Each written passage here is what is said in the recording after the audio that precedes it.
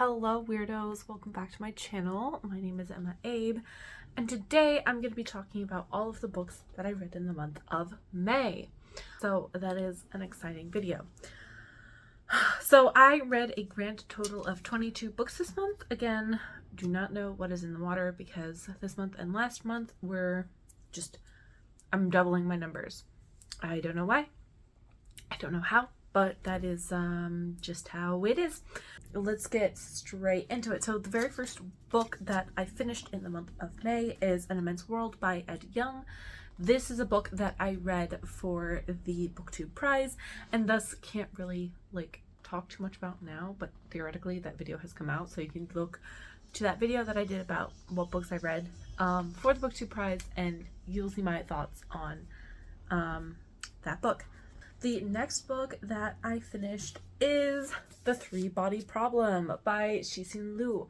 This is the first book that I've read by the author, and when I was at work, at school, carrying this around with me, so many people stopped me and told me how excited that I was reading this because they loved the second book in the series.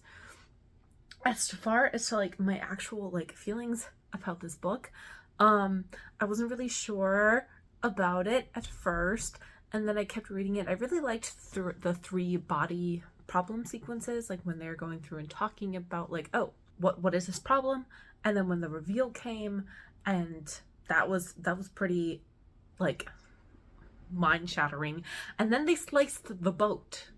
I was picking up pieces of my brain off of the floor of my classroom for, I want to say a solid 30 minutes. And I read that part where they sliced the boat literally I finished it right as one of my classes was starting. So that was fun.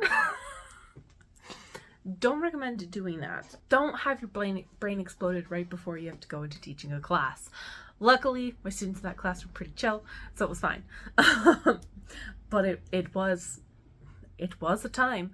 But other than that, I really enjoyed this, and I can't wait to finish, which I'm currently reading, finish the second book in the series. I am excited to get to that, and I don't know what to expect from that either. So the next book that I finished is Wicked Beauty by Katie Robert. This is the third book in a series, and by far my favorite because of how fucking chaotic and messy it is. I love it. So this is a retelling, it's set in her dark Olympus world, and you're following Achilles and Patroclus and Helen and their entanglement, because they're basically all competing for the position of Ares, and which is awarded via a competition of skills basically. And they all want the title of Ares for different reasons. And going into this competition, Achilles and Patroclus are lovers, and they've been lovers for a decade or longer. Basically, they've been together since they were teenagers, and they have an open relationship, so they're just kind of fuck other people on the side, but they both realize, oh damn, we are vastly attracted to Helen, but we cannot actually do anything because of how messy and entangled that will make our relationship, because they each individually have, Patroclus has a history with Helen. Patroclus is also jealous of Ares because Ares Ares has a lot more ease with the whole openness part of their relationship. And Patroclus has less ease and a lot more self-doubt about his place in Achilles' life. And Achilles gets really jealous of Patroclus because he's jealous of because he thinks that Helen will take his place in Patroclus's life, and he doesn't want that. So it's all very messy, and so they make an agreement to both mutually not fuck Helen. But guess what they do? They both fuck Helen, and it's hilarious, and it was so funny and fun, and I thought I was just it is so messy. It is so messy. But I'm here for the mess. And going in that it's gonna end in a fuck pile, and it does, and that just makes me so happy. And I just love that in this world that everybody is implicitly like bisexual. It brings me so much joy, this book series, and I will continue reading these. There you go. That's Wicked Beauty. My favorite. My favorite of the ones that I've read so far. The next book that I read is The Dew Breaker. This is by Edwidge Dandicott. And this, I don't quite know how to feel about this one. Because it's about Haiti.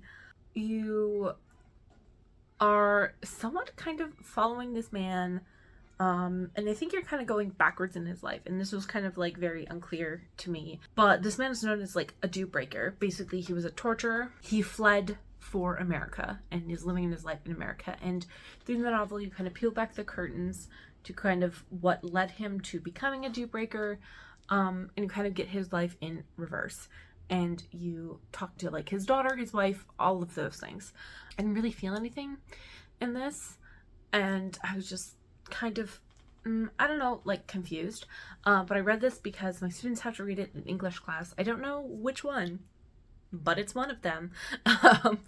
And so that's why I read it.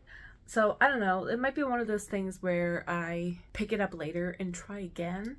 Especially because it is so short. I don't think I was, and I think partly because you're not going linearly. That is what tripped me up, and I was not ready for that. And I was like, man, I am busy. I'm dealing with a lot. I did not need to be reading a book like this. I did it to myself, so I'm kind of the only one to blame. So that is The Dew Breaker.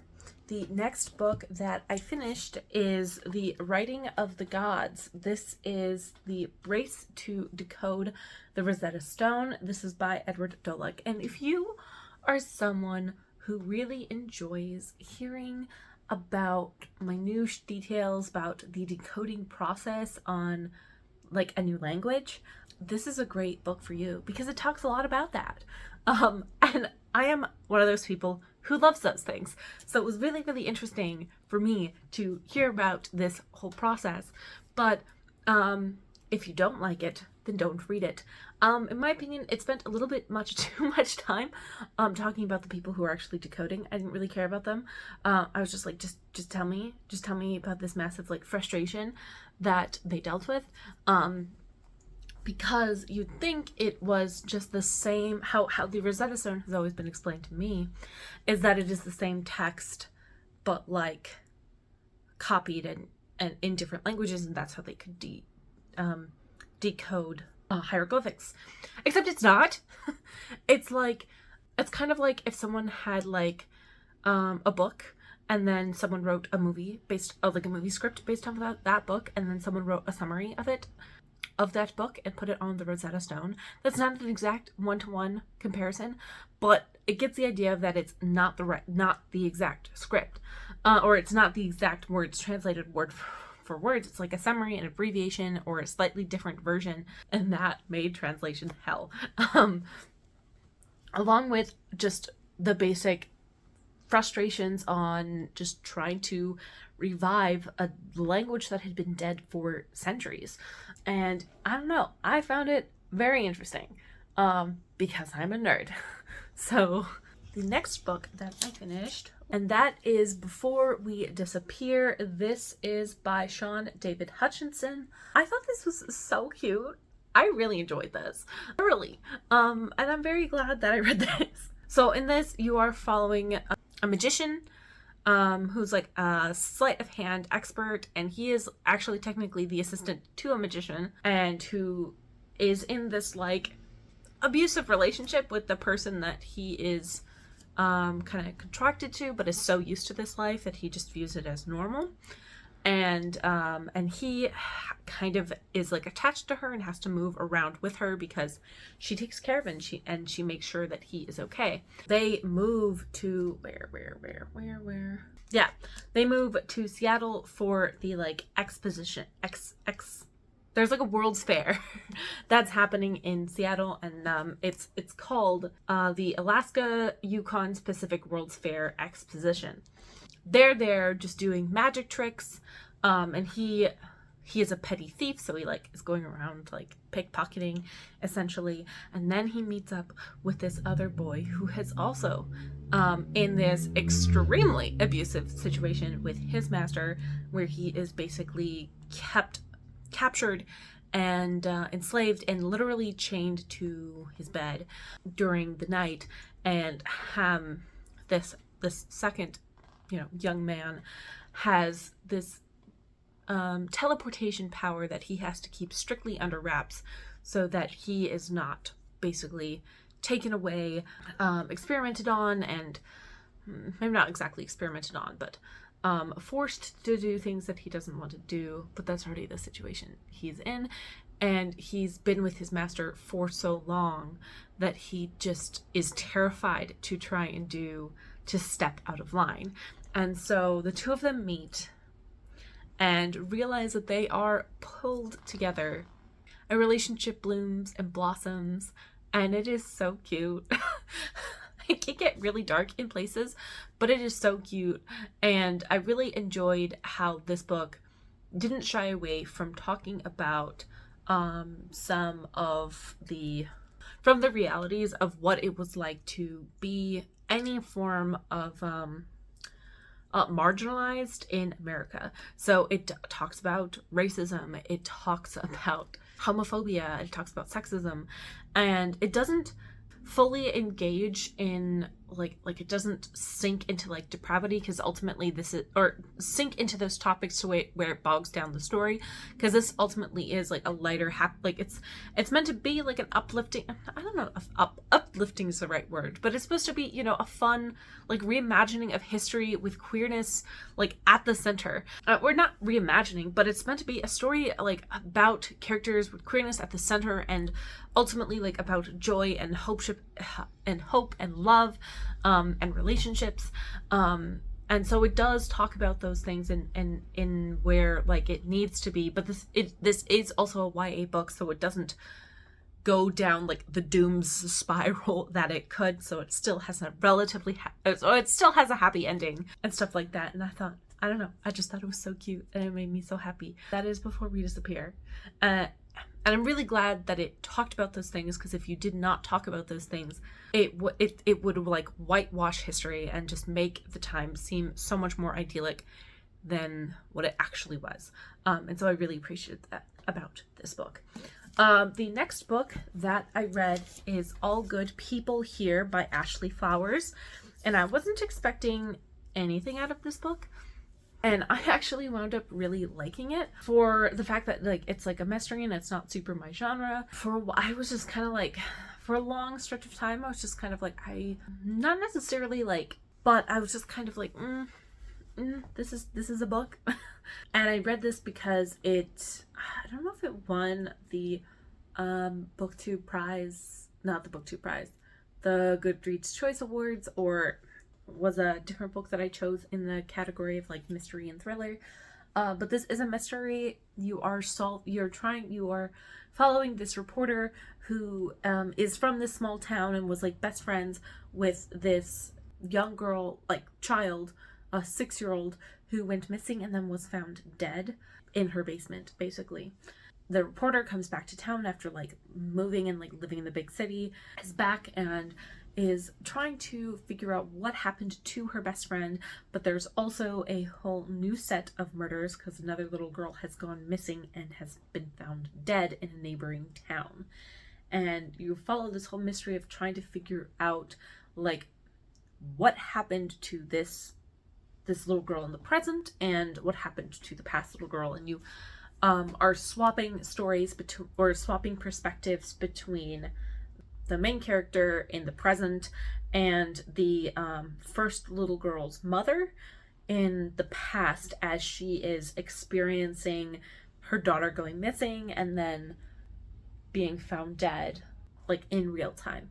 I kind of was thinking about the play The Bad Seed kind of throughout most of it. Not that saying it is a one-to-one thing, but it has similar themes.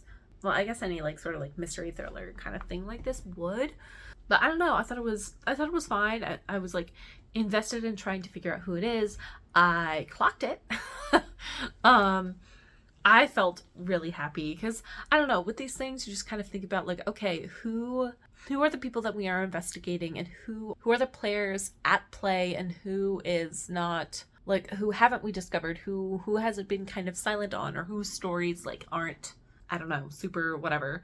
I clocked the thing about the uncle that is revealed, and some people would say that that's like a hallmark of like a bad story, but I don't know, I liked it. I like it when the pieces are all there, and so that you can figure it out if you really like pay attention. Thing in the plus category for this book is that they're surprise lesbians, and that made me very happy. I was so happy about this. I was like, oh my god, there are surprise lesbians in this. I am very happy about this. And that, I think, brought the whole book experience up to another level.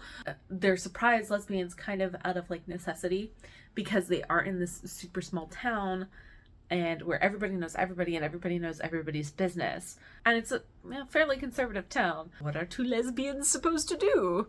I really enjoyed it. I'm going to say that I was very happy about the lesbians. That's kind of like all my thoughts about all good people here. And I don't know, I thought that I wasn't expecting much out of this book, and I wound up enjoying it. So that's a win. The next book that I finished is Scum Villain's Self-Saving System Volume 3. And this is technically the conclusion to the story, because the last volume is all of the extras kind of compiled into one. And I kind of didn't realize that. And I was like getting towards the end, and I was like, this is happening.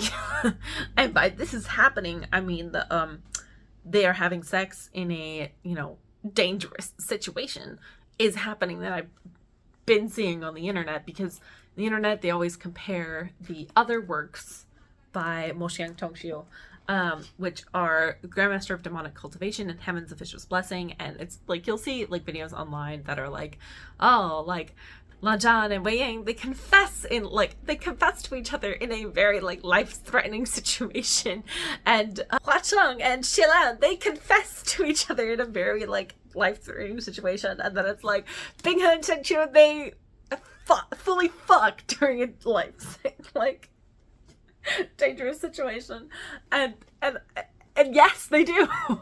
And I was like, oh my god, this book.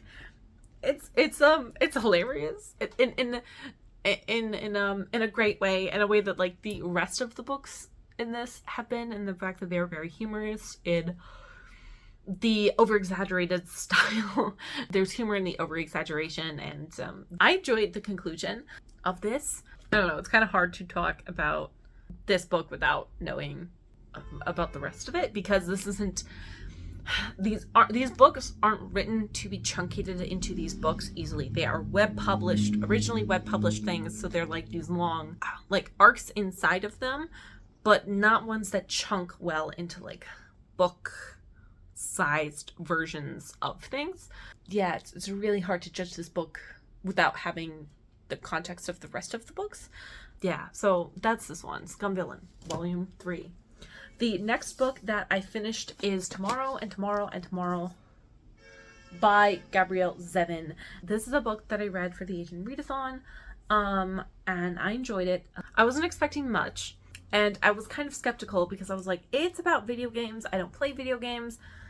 And I'm like, I don't know how much I'm going to actually connect to this book because of the fact that I do not play video games. And that was fine. I'm actually kind of glad that it was less of a barrier than I thought it was going to be. But you're following two people, and you're basically following their friendship as it grows throughout like the years, and how there are ebbs and flows to their relationships, times where their relationship is awesome, and times where they have falling outs, and how because of events in their lives, they are pulled to each other and kind of can't drift away, and how that kind of affects them. And I thought it was compelling, and I enjoyed it. I really enjoyed the parts where it gets really nerdy in like the computer science world, because I am a computer science teacher, so that was very, very helpful. But I don't know, I really enjoyed those bits.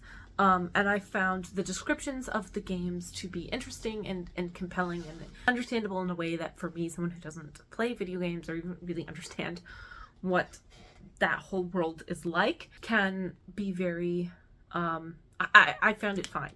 It's a very, I don't know, I don't quite know what to say about the feeling that it invokes while you're reading it. It's almost like very like melancholic, maybe, because things don't always work out super awesomely. I was not super happy with how I go back and forth on this, as because you have the main character. She is I think she goes to like MIT.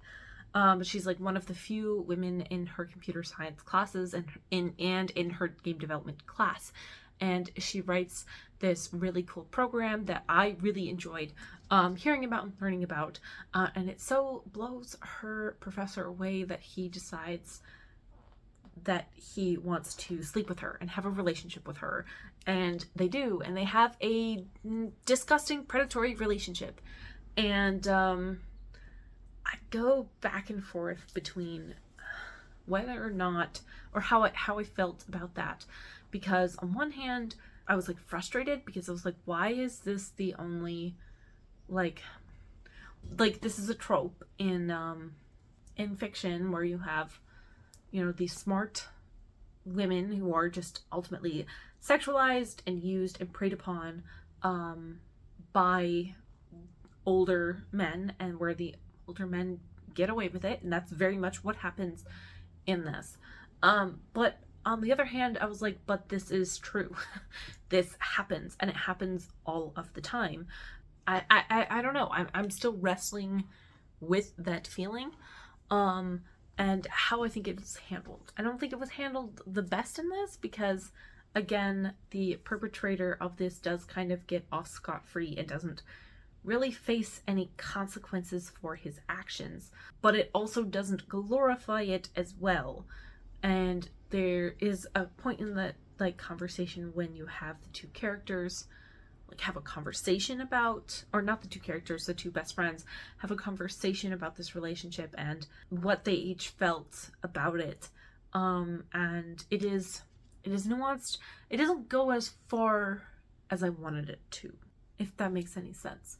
Like it just isn't, maybe the best like conclusion to make is that it isn't handled in the way that I would recommend like it being handled, or how I would prefer. It's not messy, and it's messy and it's not pretty. I'm wrestling with that depiction, but it was a compelling book.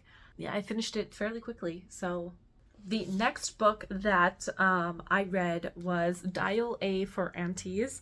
This is by Jessie Q. Squanto, and I thought that this was freaking hilarious and so funny, and oh my god, so much fun, and just the amount of chaos. Because you have this character this main character, she is pining for this love, the love of her life that she lost in college due to her own reasons. And some people might say that her reasons for leaving him are stupid. I loved the angst fueled of it all. I was here for it. I was like, ooh, yes. I was like, oh my god, stab yourself in the heart, cut your heart out and leave it. I was like, yeah, I was all for it. I was all for it. for that. You meet her several years after she breaks up with her boyfriend from college, who she was like, this is the one that she, you know, destroys the relationship with.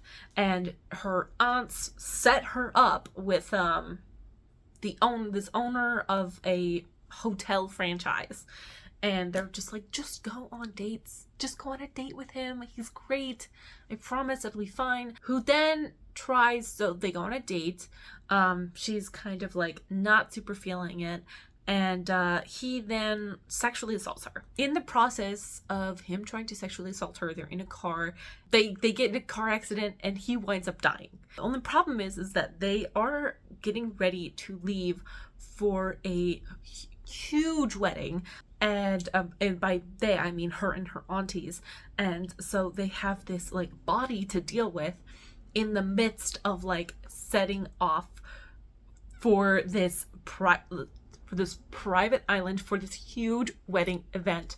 And they have to take the body with them.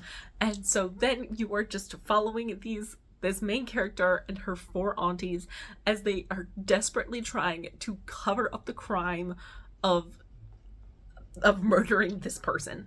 It is so funny. It is hilarious. The setup does seem kind of dark. I really like the way that is dealt with and handled within the story itself, and the lightness that it brings. And what is helped by like the actual like sexual assault is just him, and it doesn't really go super far. Tries like touching her like inappropriately, so it's not as visceral as like seeing like rape on screen or on the page or anything like that. But it is something that happens, and it can be very triggering in this book. So it doesn't go too far into like the oh my god, but I found it just to be hilarious, and I want to get a copy of the sequel, where it's like for something and a wedding. I don't know, it's gonna be funny, and I'm hoping there's just as much hijinks and hilariosity that is contained in this one, because I really enjoyed it. Moving on to the next book that I finished, which is Paradise Falls. This is by Kenneth O'Brien, and this I did read for the BookTube prize, so again, you can look at that video to find more of my feelings. The next book that I finished is A Record of a Space-Born Few. This is by Becky Chambers. This is the 3rd book in the Wayfarers series, and this you're following a group of humans that have moved off. They left Earth, and they are traveling and living in like this like pod like space thing. I don't know what to call it, but they are kind of wanderers, and they don't have a home planet. There are some people who have chosen to leave to go to have planets, but for all of the people who live like on this very large ship, they don't want to. And it is I really liked this. It's kind of very much read like almost like an ethnography of these people. I'm such a fucking nerd. Where you are following all of these different characters who fulfill different like roles in life. Some of them are anything from like a young teen who is trying to find his like path in society and gets into trouble, to this mom who's raising young children, to this person who like the death caretaker, and a bunch of different people, and you learn about the history, you learn about what their life is like, how they have survived for hundreds of years on this planet. So that aspect of the book I really liked. In terms of like the emotional like journey that you go on, that I really liked in the 1st and 2nd books in this series, I feel like there isn't as much of that in this. Partially because I feel like not as much time is spent with each of the individual characters, and they don't really interact as much with each other. They're very kind of, you're following separate stories. So when kind of like, the climax happens where like the tragedy happens, and you have a lot of like these meaningful, like each of these characters go through their like these meaningful changes based off of some might be like this one event that happens. It doesn't feel as like paid off or earned. So in this way, I think it's kind of the weakest out of the 3 that I've read so far in this series. But I think it's a masterclass, and how Becky Chambers builds that I really appreciated in this. The next book that I read is Radiant Sin. This is the 4th book in the whatever series this is. And this follows the story of Apollo and Cassandra. And Apollo is, one of the like 13. He's a very powerful person, and Cassandra is like his employee, basically. And they have to go in this fake dating relationship where they have to pretend to be dating to go to this house party that lasts a week to try and figure out who is trying to cause problems in Olympus, essentially. And shit goes off the rails. I thought this was another good entry. This is another one where you have The main female lead is plus sized, which I liked. In this book, you're kind of getting like a lot more plot over the greater series, that you can't just pick this book up and not sort of understand what is happening, because a lot of this relies on the stuff from the third book in order to make sense. So if you're just looking to pick up like books like kind of randomly, you kind of have to read all of the books previously to have a better understanding of this, or at least the third book. And I imagine that from here, the plotness of it is going of this series is just going to matter more and more, to the point where you can't just pick up a book from this series. The next book that I finished is the Bone Witch. This is by Ren Chupico, and I'm gonna say I was disappointed by this book. I read Necromancers, and I was super excited for that. And for the first part of it, I thought it was pretty interesting. I liked the beginning and the end most. I did not like the middle chunk as much, because it kind of just felt like it was coming out of left field, and I was like, what the fuck? So you're following this young woman who is a bone witch who can control the dead, and she resurrects her brother.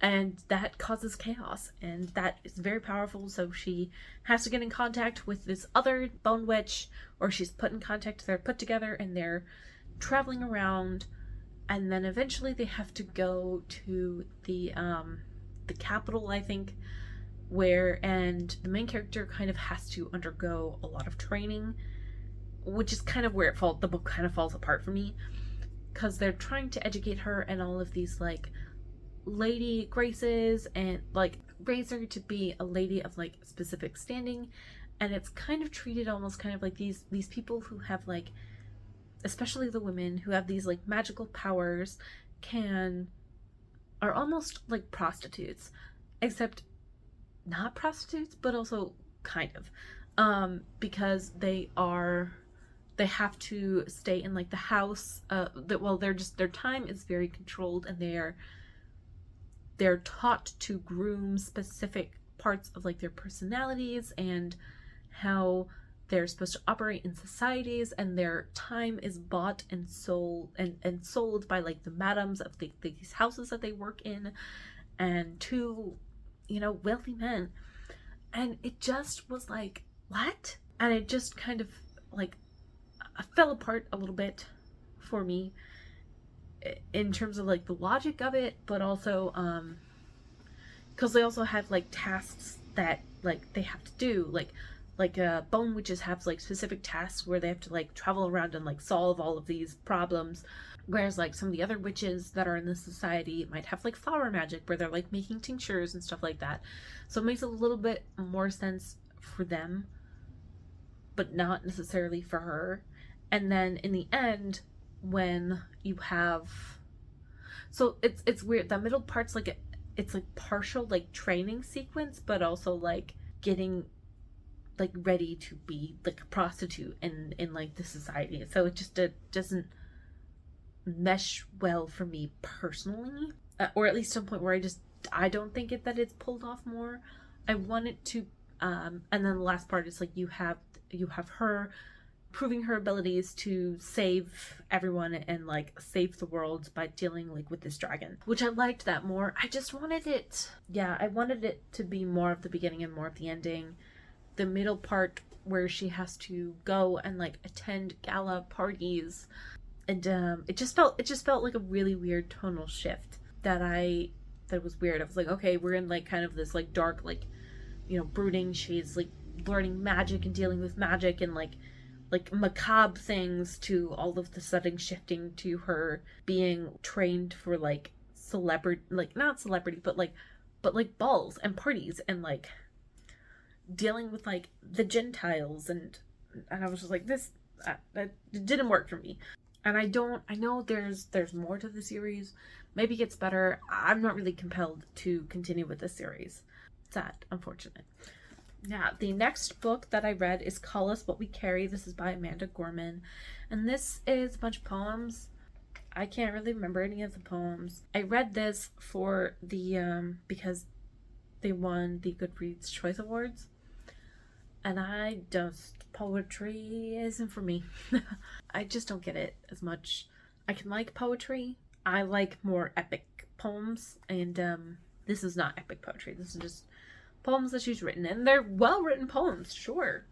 I just don't remember any of them, and it's a me problem. It's not an Amanda Gorman's problem. It's a me problem. That's really all I have to say about it. The next book that I read is The Jasmine Throne by Tasha Shuri, and I wanted to love this because it's about lesbians. Yeah, it just didn't work. I don't know what didn't work.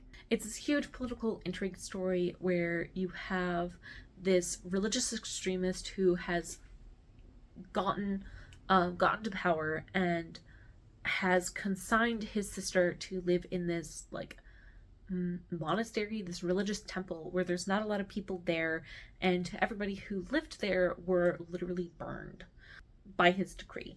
And so it's not a popular gig, and you're kind of following this power struggle and amidst all of this other people about this man trying to keep power, and his sister's handmaiden, who is a survival from this temple burning.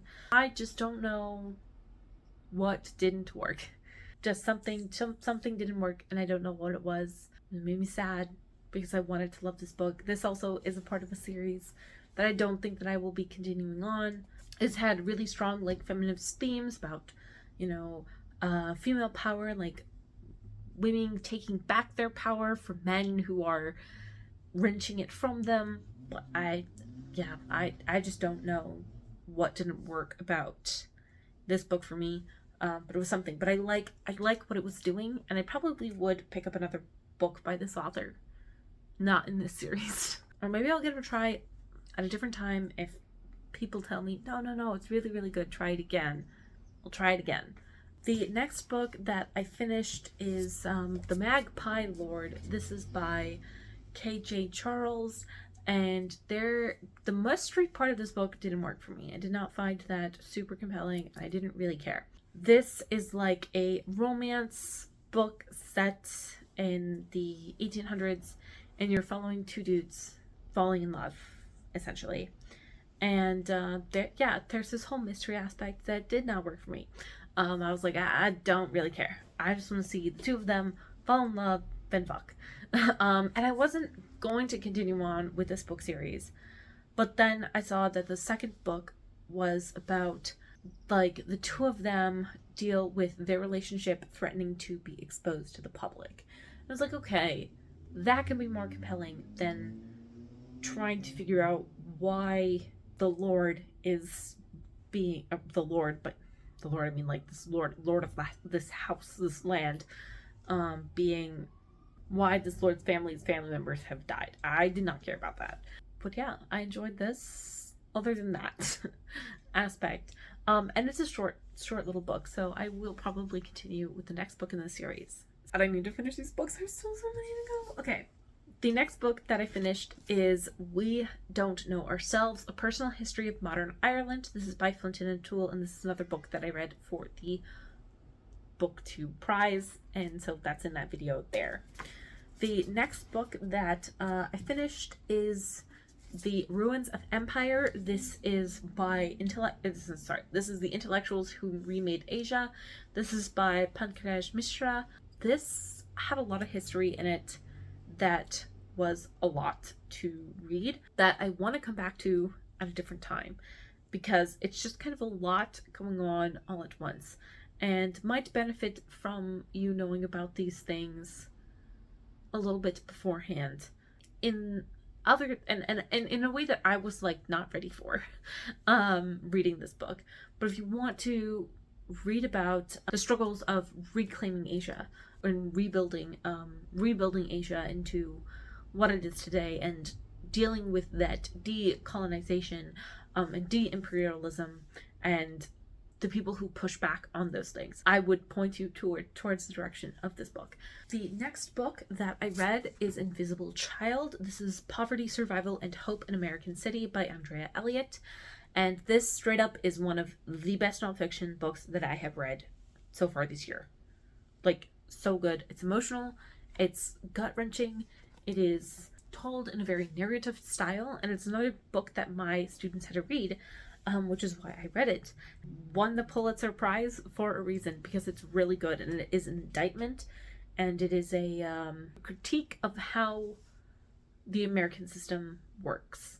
And like, you hear about racism and you're just like, oh, that's bad.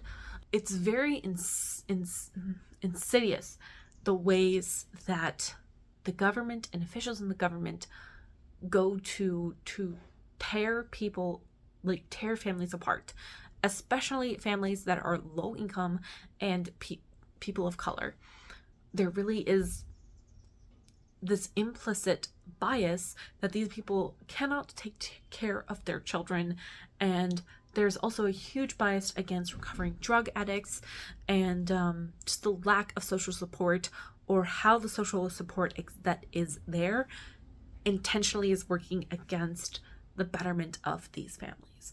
And it's a heartbreaking story, and it's all told from the perspective of a young girl.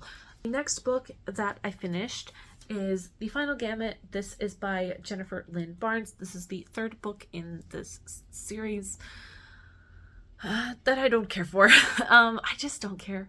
I just do not care. I'm like, y'all, a bunch of following this young girl who rises to all of insane amounts of wealth through this old man dying and her being named in the will, and I just don't care. I didn't care for the first two books. I didn't care for this third book. I was like, there's this new person who pops up who's actually biological related to this family, and that causes chaos and whatever. There's this whole reveal about who the adopted father's parents really, or the adoptive kid's parents really are, and it's convoluted, and I'm like, blah, I don't care. Really do not care. It's just a bunch of rich people with some rich people problems and cry me a river. It's kind of how I felt about this whole book. And even in the end, where like the main character is like, oh, I'm gonna donate all of this to like charity, and I'm just like, blah, blah, blah, blah, don't care. I was just like, this is just absurd amounts of wealth that not compelling, don't care. I don't really like these characters. I view all of the grandsons as interchangeable, because I don't really believe them to have very many distinguishing personality traits, and I just did not care. And the last book that I read this month was was Ship of the Dead. This is by Rick Riordan. This is the last book in the Magnus Chase series, and this one I found to be a very I thought it was a good conclusion. It had been a while since I read the first two books in the series, so I was kind of like, oh, what is happening?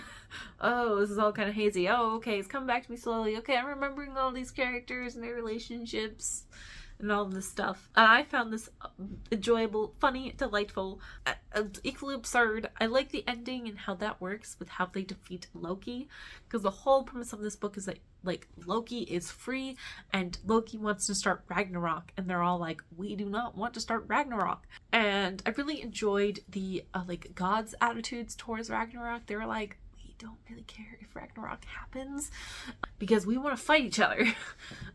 But all of the like other people who are not the gods were like, we don't want Ragnarok to happen. And so I liked that perspective. I liked how Loki is defeated. I thought that was a nice subversion of the trope. Yeah, I don't know. Solid entry, solid end to a series. Yeah, I liked the whole ending with everything with Alex and the journey that the main character goes on through his own sexuality. So there you go. I've talked for way too long, and this video is going to be a pain in the butt to edit. But those are all the books that I read in May. I'll see you next week. Bye-bye.